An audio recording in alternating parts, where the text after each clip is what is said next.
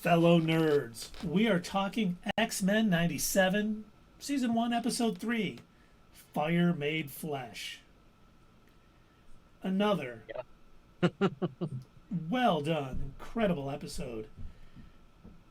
I still can't get over that I ever had any thought in my head that they were just bringing this back as a money grab, which they probably are. But at least they've done a great job with it. I mean, Okay, all of these episodes...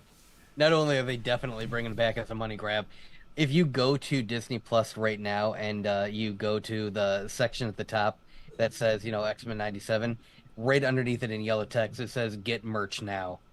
So, and I was looking up the Goblin Queen. I wanted to see if that was like a unique character in that they made for the show, or she had like a comic book background, because I didn't know the name.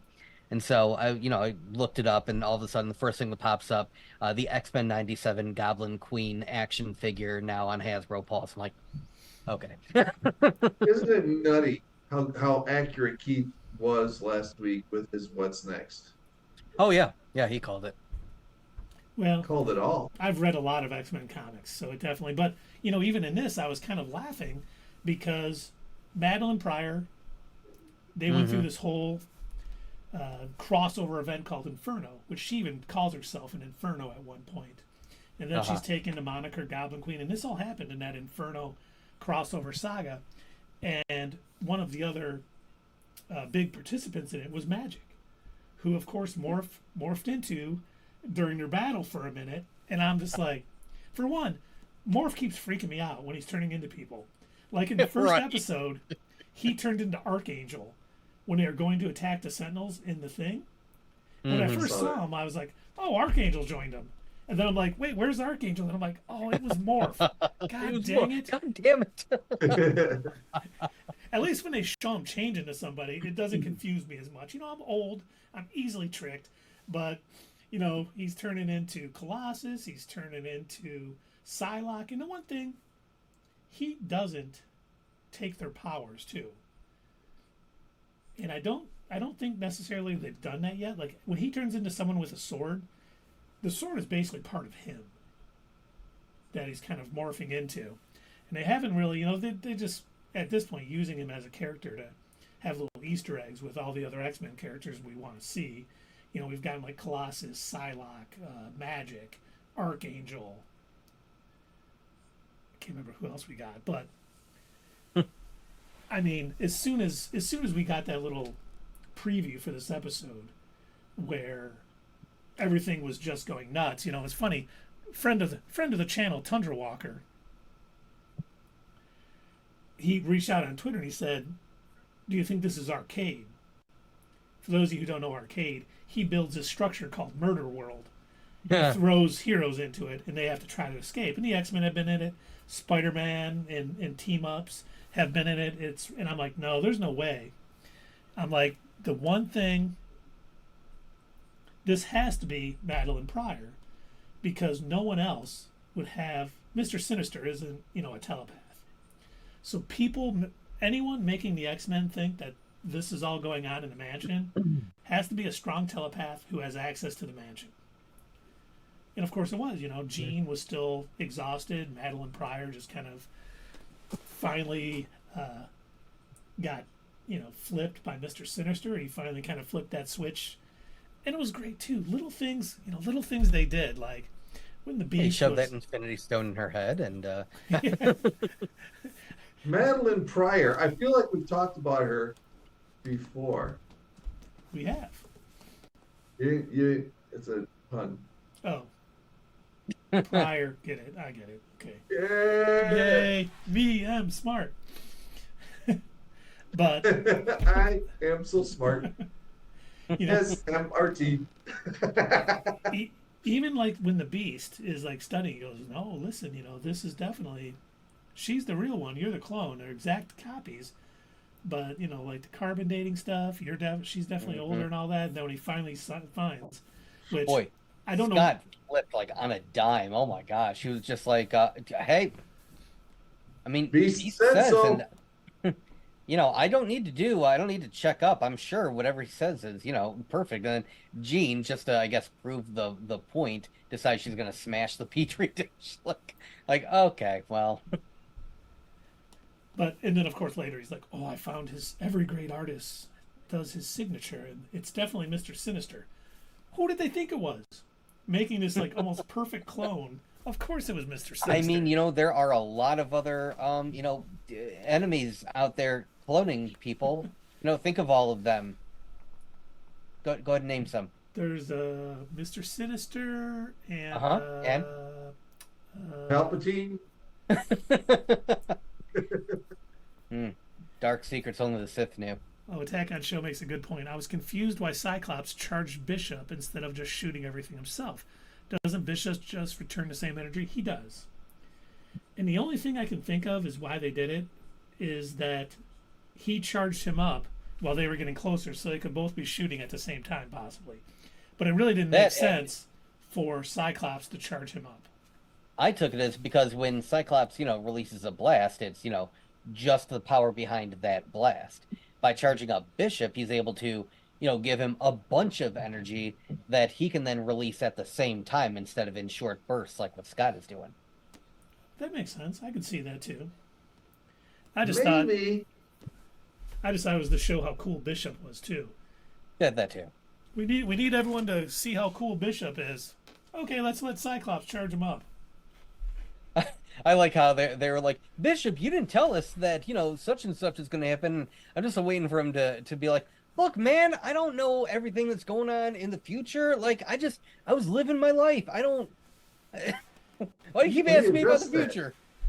All events that happened since I've come back have changed the future. Right. He was saying, yeah, everything that you do changes everything. So I can't tell you what's going to happen. Oh man, that's gonna be really weird for him when he does, go home if it doesn't even exist anymore.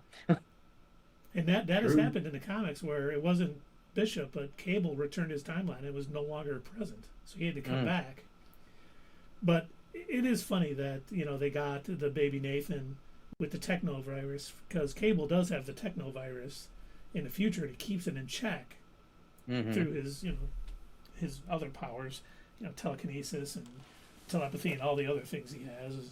So it'll be interesting to see if we see any more of baby Cable, in the series, or if he's going to come back. We know adult Cable is coming back in the future because we know the voice actor from Gambit is going to be voicing Cable. So we know Jumper Cable. I was curious about It goes back and forth. I was curious about the science tube that Mr. Sinister put baby Nathan in. Like, what was that? First, it looked like he was putting him in a crock pot, and then they zoomed out, and It was he's dipping him in this green liquid, and then he puts a lid on it. And I'm like, what is he? Is he cooking the kid? What's happening here? It's Ecto Cooler. Yeah, it kind of looked like Ecto Cooler, but what? Was I the only one who, when they brought him back, they saved him, they brought him back, and you could see the little technovirus in him? And I think it was Scott who said, I think they're trying to make him. I was expecting the Invincible nameplate to come up. And I was like, that would have been hilarious. Oh my gosh. But two things about that. First off, didn't Jean literally just have how much time has passed since their hospital? Since she was in the hospital having the baby. That was Madeline. Okay. Didn't Madeline just have baby Nathan? And how long since Madeline and Scott came back from the hospital that Nathan was born? It's a good question, but it wasn't long because obviously he's still. When he was getting dipped in the ecto cooler, I was looking. I'm like, that kid looks like he's at least a toddler now. He did look older. He did, but we don't know how much time has passed. But it couldn't have been much because they got back, and then Jean showed up at the door almost, and this took place right after. They just don't know how to draw babies. Or maybe they're like, you know what? It would look super weird if we dip a newborn infant into ecto cooler, age him up a bit. That's the best time to teach them to swim, though. You just blow in their face, you put them underwater, and they learn how to swim at 6 years old. He looked chill, just like, oh yeah, okay, it's cool, whatever. Like, I'm okay with this. Yeah. He knows what his future is. Give me some of that technovirus. He's All like, right. man, I'm gonna have a steel arm, and I'm gonna have the Right. technovirus, and I'm gonna have like a glowing eye, and I'm gonna be shooting people. I'm gonna hang out with Deadpool. Life is sweet. Yeah, I'm gonna be in movies. It's gonna be awesome. Gonna be played by Thanos. I mean, what more could I ask for? They definitely are putting a lot of pieces into place too. Mm-hmm. Obviously, Mr. Sinister has, reared his ugly head. I don't think he's going to be in next week's episode. It seems like we got where that's going at the end of this episode. Nathan is now with Bishop in the future since Beast kind of fixed his little tiny armband. They'll probably be back at some point with some grave warning. We have to stop this or the future is going to be terrible, like we see constantly in all the X-Men movies. Come with me if you want to live. Wait. This isn't the Terminator universe. That's a different story. Oh, Sierra showed up. Sierra's here. Hi, Sierra. Welcome in, Sierra. That you were talking about him hanging out with Deadpool. I got this here. And this is just one. But look how thick that is. They got a lot of stories together. Very cool. But I thought that I wanted to check it because I thought it was written by Daniel Way, and it's not. Fabian, the original writer for Deadpool. That's awesome. And Sierra, to answer your question, XMen'97 has been tremendous. They really are just, so far every episode has been just absolutely great. Absolutely great? Absolutely great. And please tell Nysith we said what's up to. An Attack on Show watching T2 right now. That's funny. You were the second person to say that today. Well, Sierra said absolutely, but that doesn't count, right? No, she has to spend the Infinity Gems. All right. But you said it, so it does count. Yeah, you said it, so yeah. Oh, I did, yeah. Make sure he's still online when we're done, Sierra, because we're going to rate him. Excellent point, Attack on Show. As long as we are rating Nysith, I'm going to rate him an 11 out of 10 on the Doug scale. I think that's low. I'm going to give him a 13 out of 10. Okay. I'm going to have to go 15. Oh, man. Right. I have to. That's true. Now, you know what? I'm pumping the brakes, Dave. You go ahead and bump the brakes, man. Room to grow. But Attack on Show says it's sad it's only 10 episodes. I agree. I mean, maybe only 10 episodes is going to keep the writing tight, and we're not going to get any, wacky weirdness going on. But, man, it's been so great up till now. It was almost a movie with what we got in this episode, all the things that happened. And it didn't seem rushed. It didn't seem like we got too much in one episode. Just so much going on and so good. We got I'd say if this was still the the animated series airing on Fox, it would have felt so much like we were getting to the point where where they were going after in the episode where they were going after fake Jean Grey. And I was like, yeah, this is about the point where it would have the episode would have ended. It would have been a cliffhanger, and I would have had to wait until next Saturday. Well, but then it kept going, and I was like, oh, all right, cool. They definitely get to little cliffhangers because we got at the end of that, the whole little storm thing. Well, first we got Madeline Pryor leaving, and I know her story is not done. I don't know how much we're going to get into it because as the Goblin Queen, she becomes the ruler of Limbo after Magic. I don't know how much we're going to get into that, but interesting to see where we see her. If she's going to be, coming back as a servant of Sinister, like he doesn't let his clones go too easily. I don't think she's free of his power yet because we know he had control over Morph in the initial animated series, and I don't know if we're going to see, that come back again or where that's going to go. But I think Madeline Pryor is going to come back against the X-Men in some way, only because I don't trust that she's free of Mr. Sinister yet. I agree. I think what she's actually waiting for is for David Bowie to guest star as the Goblin King, and Sorry. they'll rule the labyrinth together. That'll be great. That will be the ending we need to Madeline Pryor's story. And so swiftly. Taylor Swiftly? Oh, jeez. Shake it off. Shake it off. Hey, I stay out too late. But Tell you what, when you're coming home, I'll I got a blank space and I'll write your name there. thank you, sir. I do appreciate that. But then at the end, Madeline leaves, and then we get that nice little scene at the end with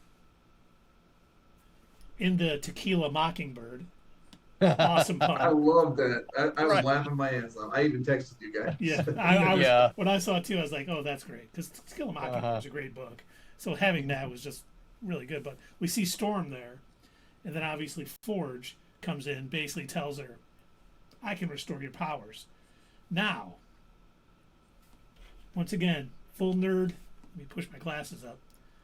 Full nerd. This was a run in the Claremont run called Life Death, a love story. And then Life Death 2.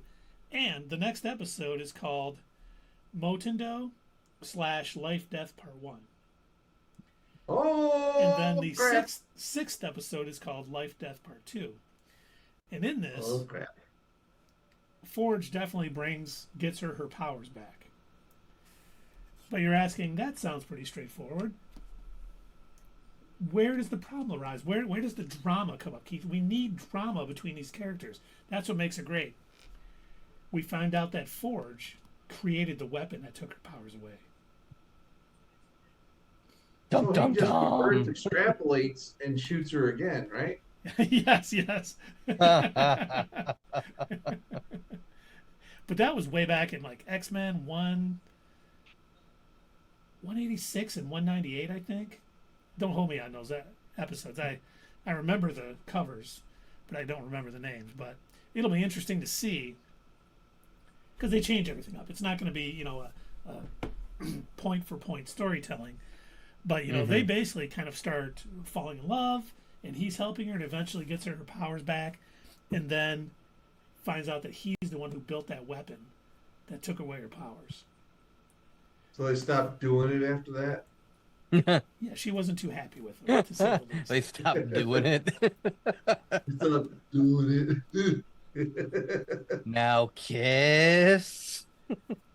Yep, you guys got a kiss. We're going for one this year.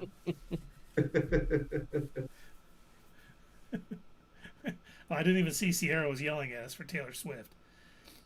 Oh, this is no kids show, Sierra. Don't be fooled. This is not a kids show.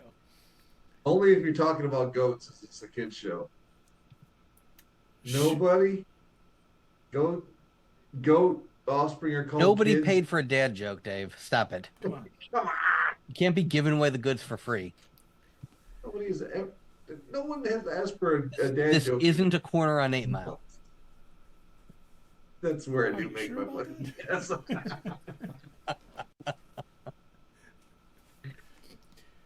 But I'm really looking forward to see how they handle this in this episode, because at least one thing, it doesn't seem like they're going to wrap it up too quickly, because we do have Good. part 1 and part 2. We don't need this. Let him go, hey, let me just, oh, there you go, you got your powers back, we're going to start And Storm's back. Yeah. because it was kind of very, very sad and very difficult to hear her say, like, I could no longer feel the rainstorm, or I forget her exact quote. I should have wrote it down, but she's basically like, I don't have a connection to the weather anymore, and it's like gone. You always feel there was. I know you guys didn't read the Wheel of Time books, but No. when they would basically cut away someone's power to magic, they like just became depressed.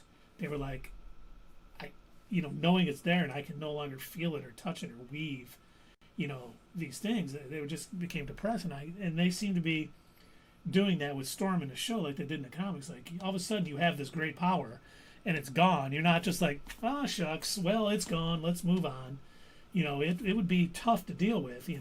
You're able to control weather and feel weather patterns and have all this stuff, and all of a sudden you're just cut off from it. It's got to be a rough go. So yeah, I'm hoping. So she came up with chemtrails so that she could still control the weather afterwards, right? That's what's going on. Yeah. You got it. Bad. Somehow Storm got her powers back. Yeah, that really rolls off the tongue. Somehow her powers have returned. Dark secrets only the Brotherhood of Evil Mutants knew. Doug, they're the Brotherhood of Mutants. Come on, they're not evil. They don't know they're evil. They literally named themselves. They're looking at the business. Magneto's handing out business cards. I'm sorry. Why does this say evil mutants? Dad, what's up with this? Shut up, Quicksilver. Well, they think we're evil, so we're just going to adopt that name for ourselves. Is that really a good idea? Shut up, Quicksilver. It's evil, like Evil Knievel. Come on, catch up. Like Evil Knievel, God. It's supposed to be EVAL, evil. Man, I'm gonna have to talk to them. It's a long I. Or is that an L? I don't know. That's a good question. Is it now? Tis. It sucks that the shows that we watch are only a half hour long, though. Well, We talk more on here than the shows are long. There's a lot to break down. There's a lot to talk about, Say about it. Yeah. There is. There really is a lot to say about it. That, and we tangent a lot anyway, so. Yeah. We jump to the end. We don't. How dare you? Hey, we didn't jump right to the end this time. Yeah, we were good. We were self-controlled. We, talked a little bit about the beginning. Then we got to the end. You know darn well on Sunday that, like addicts, we're gonna go right back to it, and we're gonna be like jumping to the end of Invincible. And yeah, I think you're the only one who's seen this week's Invincible, so now I know there's something great at the end. All right, can't wait. Sure. Oh no. Uh-oh. Oh no. Doug didn't like this episode. No, I think he liked it. I think something better. I did like it. I just wouldn't define what happened at the end great. Gruesome? I just wouldn't define what happened at the end great. Let's hear no more. And I will leave it at that.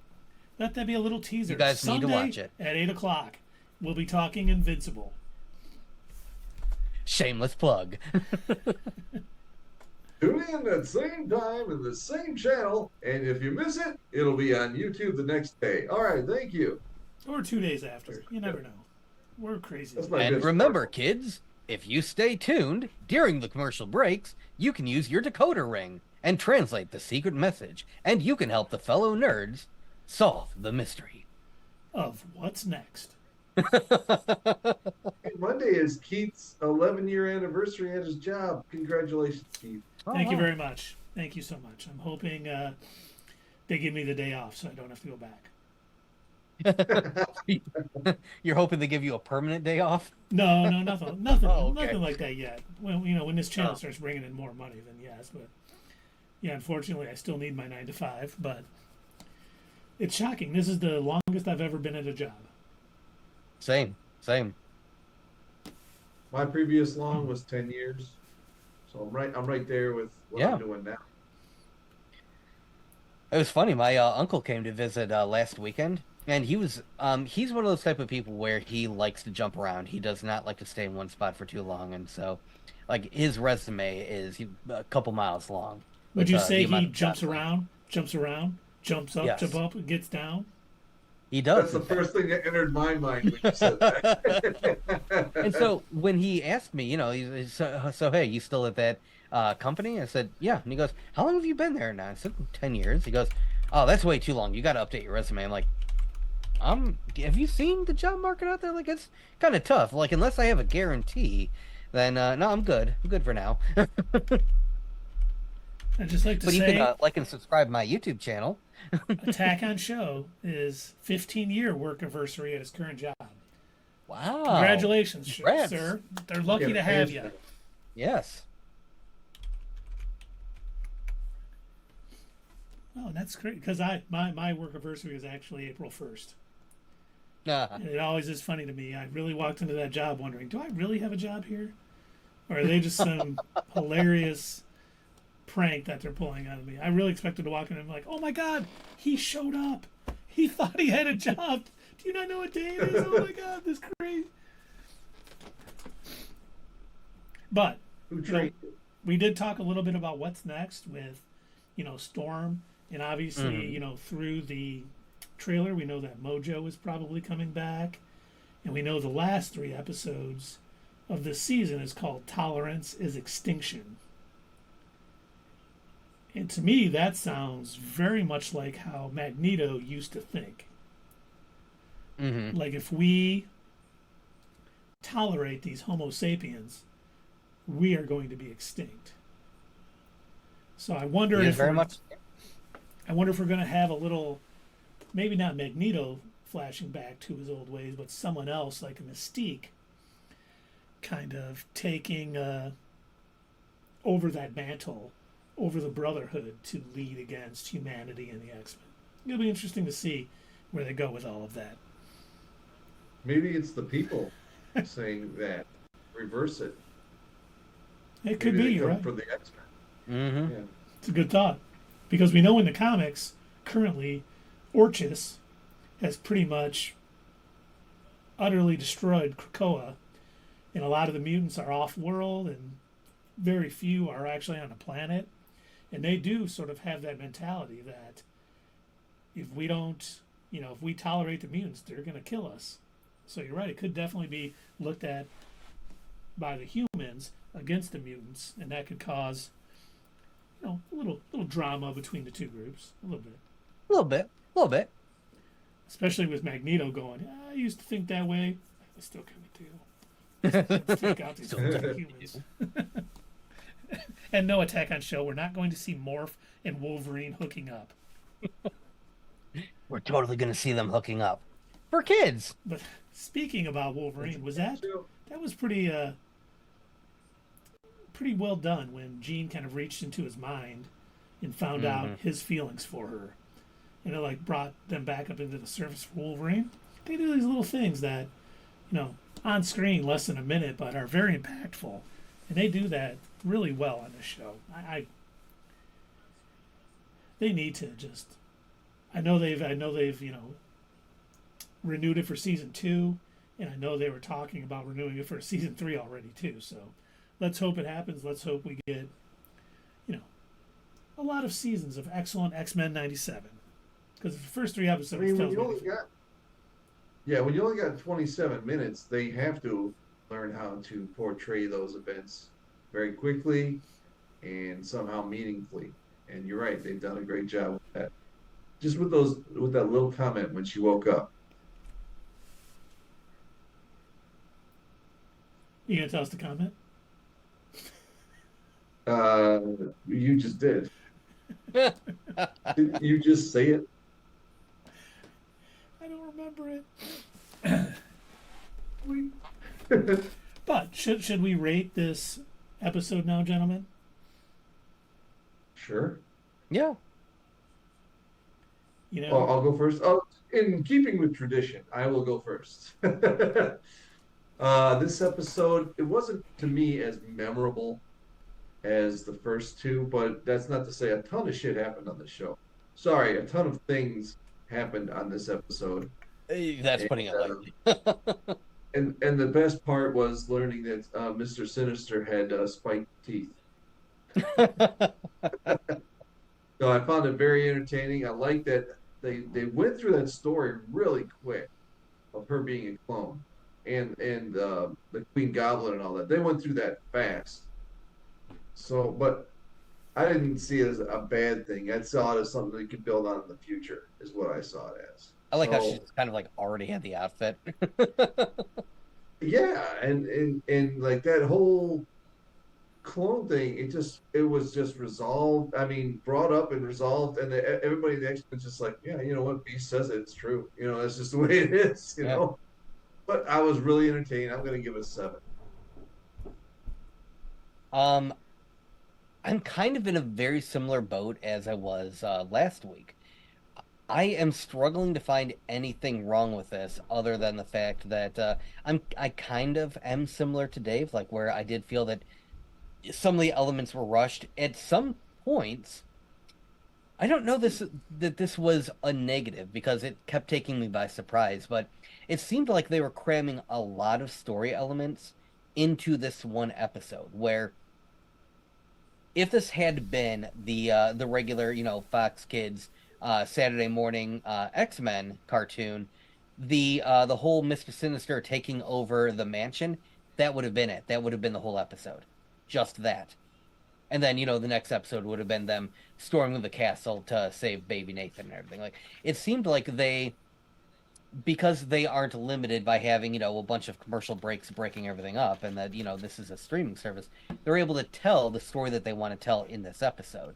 And so they had, the whole revelation, okay, it turns out she's a clone. Then they had Mr. Sinister taking over the mansion. Then they had him turning Jean, and then they had, her becoming the Goblin Queen and taking baby, and and everything else was all happening, and just when you think, okay, this is clearly where they've done so much already, this is where then there's more. Then we're talking about the repercussions to Nathan getting his ecto dip, and now we're talking about now Bishop can finally time travel again, and it's like, oh my god, they're cramming so much into it, but it didn't feel like too much. Like, I didn't see it as a negative. Like, it just kept taking me by surprise, because every time I'd go to, click and check, okay, how much longer? Oh my gosh, they still got more episode left. Okay. Mm-hmm.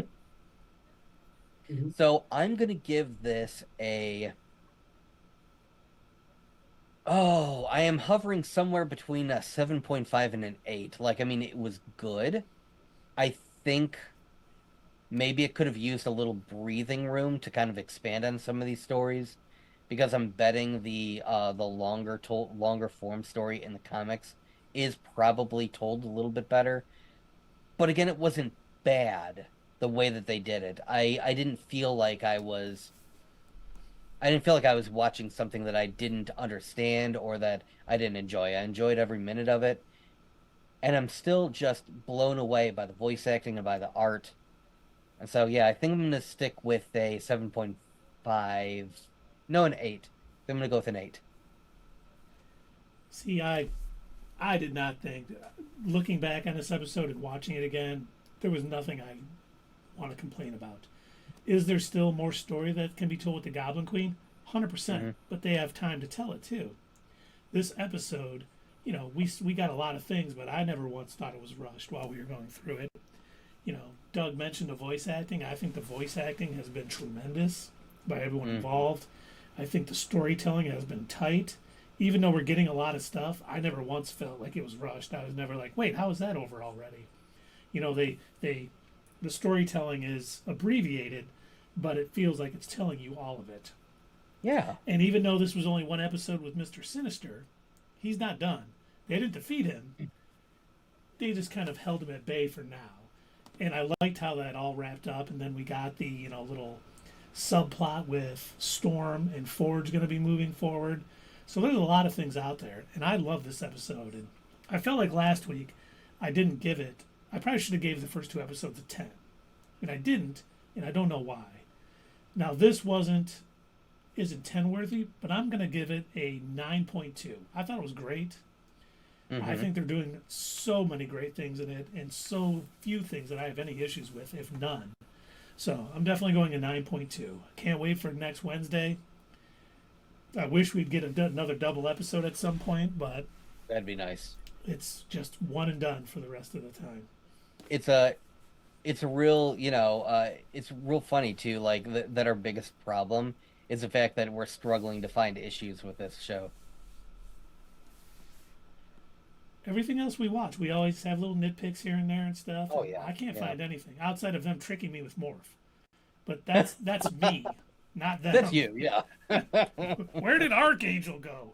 Why isn't he fighting the Sentinels anymore? Dang it. Why isn't Cliff here? Why isn't Colossus fighting the Executioner anymore? Where'd he go? What's going on? I didn't watch last week's episode. Why are there two Jeans? Yeah. Well, it's funny too, because one of the things, a little side note about Madeline Pryor, at one point she ends up dating Scott's brother, Havoc. Oh God. Talk about weirdness. Keep it in the family, I guess. Yeah, definitely. Okay, you know what? I did see a lot of people that triggered Gambit's crop top when they were in the kitchen. A lot of people were screenshotting it and talking about it. Hey man, if I could pull off a crop top like that, I'd be wearing it too. Yeah, well, I'm glad you can't. Trust me, everyone is. It's not just you. So I hear what you're saying, and I like it. I will now be wearing a crop top in every one of our streams. Right. Every stream that we don't get 10 new subscribers, we are all wearing crop tops. Don't make us do it. Oh God, use it like a threat. This will be on you guys. We'll be wearing crop tops unless you guys come through. You can't blame us. That's right. We warned you. We told you it was going to happen. You didn't listen. Hey fellow nerds, I hope you enjoyed this video, and if you want to see more of this stuff, make sure that you check out our Twitch stream. We try to do these live Sunday or Monday nights, 8 p.m. Eastern Time. Keep an eye on our social media to find out when you can join in live and chat with us during these live streams. Also, as usual, don't forget to check out our other social media. Add us at Twitter, comment down below, and we'll see you next time right here on Not Your Status Quo.